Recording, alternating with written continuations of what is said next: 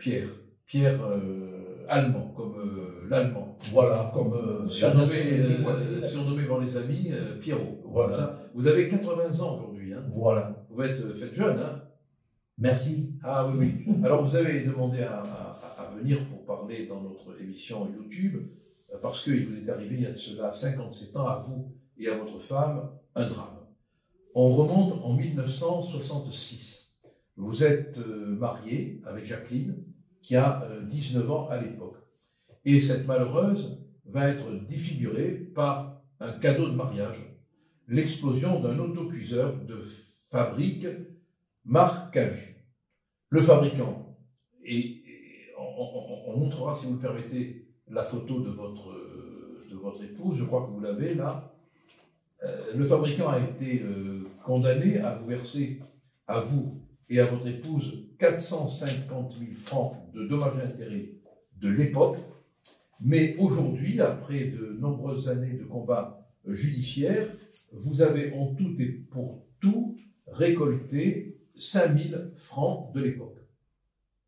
C'est cela? Oui. 5 000 francs de l'époque.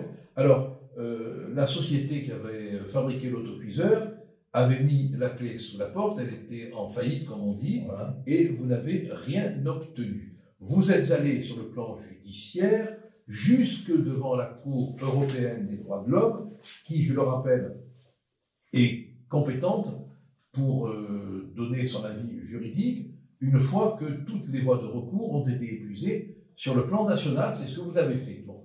Et la Cour européenne des droits de l'homme vous a envoyé promener en disant que c'était une affaire réglée, puisque la société était en faillite, et qu'en conséquence, vous n'aviez droit à aucune rémunération. Je ne sais pas si on va pouvoir voir les photos. Je vais les sortir de la protection. Hein. Voilà, ça c'est la photo de votre épouse à l'époque, donc elle avait 19 ans. Ça c'est elle avant que l'autocuiseur ne lui explosât au visage. J'espère qu'on la voit bien. Et ça, c'est sa photo une fois que l'autocuiseur a explosé. Voilà. Donc, 57 ans de procédure, expliquez-nous ce qui s'est passé. Quoi. Comment se fait-il qu'aujourd'hui, vous ne puissiez pas vous faire indemniser? Eh bien, l'industriel n'étant pas assuré, et j'ai reçu une correspondance avec le mot insolvable. Et voilà, ça c'est terminé là. Et les 1% de ce que vous deviez toucher, c'est le syndic de la faillite qui vous les a donnés. Je pense que c'est ça. Mais en fait, je n'ai pas touché les 5 000 parce qu'on m'en a retenu plus de la moitié pour payer. C'est dans un courrier, là, je ne vois plus. Donc en fait, j'ai touché carrément dans les 2600. Oui, finalement, pour nos amis qui nous écoutent, le schéma me paraît assez simple et sinistre. Vous vous battez pour obtenir la condamnation, vous l'obtenez, vous avez un jugement que vous pouvez encadrer et regarder. Tout à fait. Et au moment où vous essayez d'exécuter le jugement, on vous répond, la société a déposé le bilan, allez vous faire voir.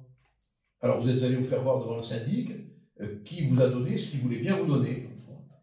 Et vous n'avez jamais eu accès au compte de la faillite. Alors je vais vous dire, moi j'ai arrêté là. J'ai repris quand je me suis buté avec la sécurité sociale dans les années 90 qui ne voulait plus la prendre en charge. Là, attention, je me suis débrouillé tout seul et c'est là que j'ai appris que j'avais des droits. Et c'est pour ça que j'ai remis en route le dossier. Ouais. Mais moi, je vois difficilement comment vous pourriez obtenir des fonds, parce que la société a déposé bien. Il aurait fallu à l'époque, sauf erreur de ma part, que vous preniez des hypothèques sur les biens de la société avec la décision que vous aviez. Comment ça se fait que ce n'était pas décidé avant? Mais ça n'a pas été fait, voilà. Voilà. Et écoutez, vous avez saisi tout le monde, je crois que vous avez écrit au président de la République, vous avez écrit à plusieurs députés, personne ne vous a répondu. Très peu.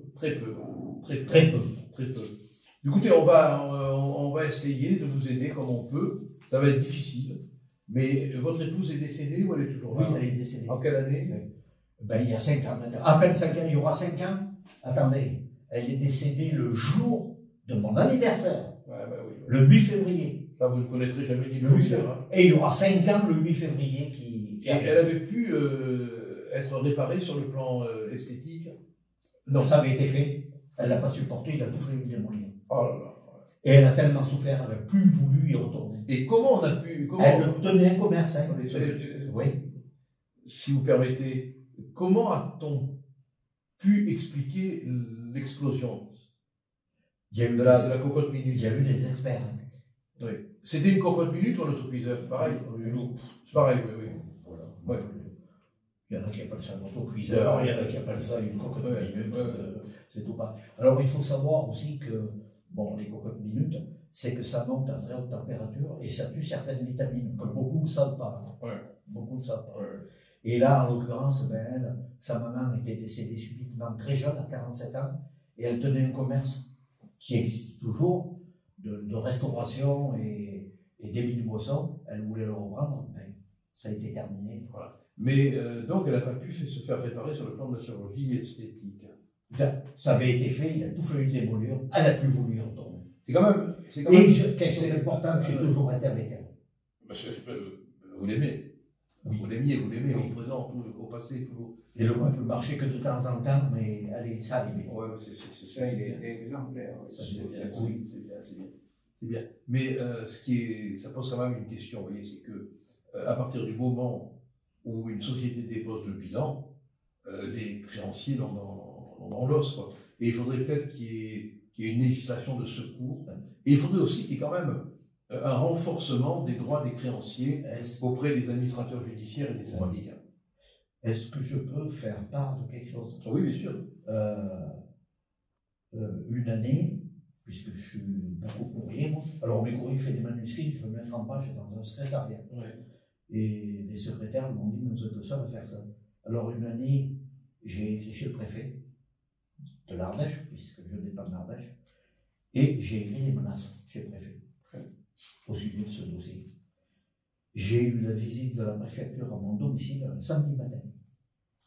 On a envoyé le bras droit de monsieur le préfet, mais il n'est pas venu comme ça, il a téléphoné aux élus du secteur.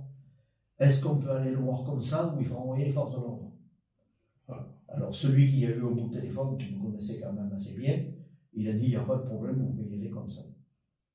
Alors le bras droit de monsieur le préfet qui est venu, il était mal garé, je lui ai demandé, je l'ai fait déplacer. J'ai dit maintenant vous avez une pièce d'identité, la carte de votre fonction de préfecture. Alors il me regarde, il me dit il doit avoir ça. J'ai dit monsieur vous avez ça, vous lui faites signe qu'il peut partir. Pas de problème, il avait ça. Et il est resté presque 5 heures au domicile pour regarder le dossier. Il a pris des notes. Il a dit non, mais on va voir. Il n'a rien pu faire. Il n'a rien fait. Non, parce que... Mais il m'a donné attendez, non, on ne peut rien faire. J'ai jamais eu de nouvelles. Ouais. Je lui ai écrit, puisque j'avais son identité, je n'ai jamais eu de réponse. Mais Pierre, il faut être honnête avec vous. Je ne vois pas, sauf erreur de ma part, 57 ans après, à quelle porte vous pourriez frapper pour être payé. Voilà. Mais il faut... Autrement dit, on promène la personne pour l'aider. Mais je me demande s'il n'y a pas des... Alors en revanche, on peut se poser la question de savoir s'il n'y a pas des responsabilités tout au long de votre histoire. En tout cas, c'est dramatique. Mais le vrai problème, Pierre, c'est la solution de fuite de beaucoup de débiteurs dans la faillite ou le dépôt de bilan. Et ça, malheureusement, le législateur n'en a pas pris compte, n'en a pas tenu compte. Pierrot, on reste avec vous. Merci.